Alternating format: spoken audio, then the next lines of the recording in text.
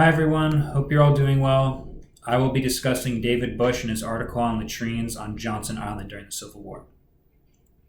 This article goes into detail about the latrines that were made and used by the POWs from the South. We have all read the article and know about the Civil War. This island, however, was rented from the Johnson family on Lake Erie and used for POWs starting in 1861. The original construction was designed to provide for 1,000 prisoners at a time, but was increased to 2,800 prisoners. This prison was not the worst during the Civil War when it came to death and disease, but conditions worsened as the war continued.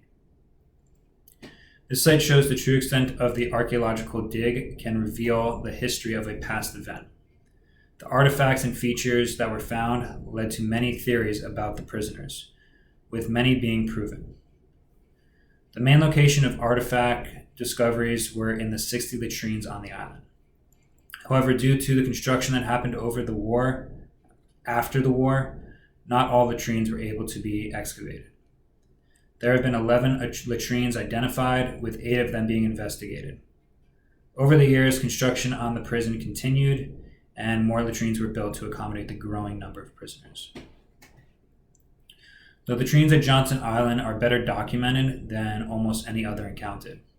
Due to the written record and the archaeological dig, they were able to pinpoint many different details that they may not have been able to at other sites.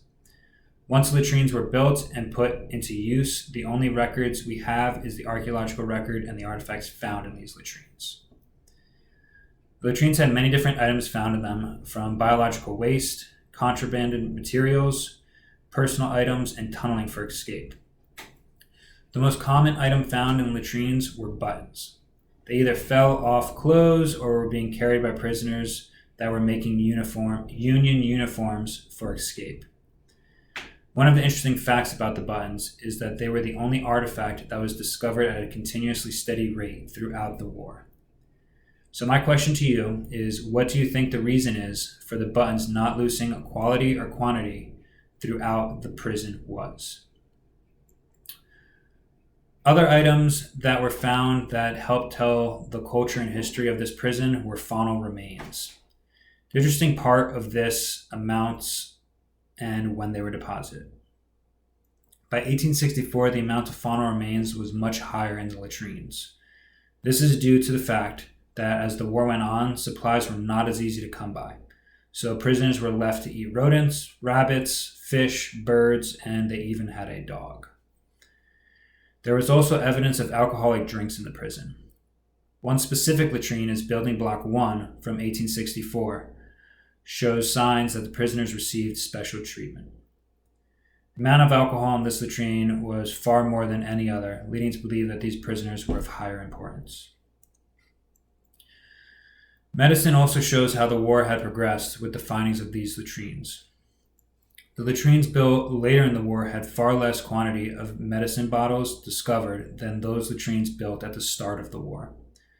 Leading archaeologists correlate this to the scarcity of medicine throughout the war effort. The excavation procedures used at this site varied throughout the process.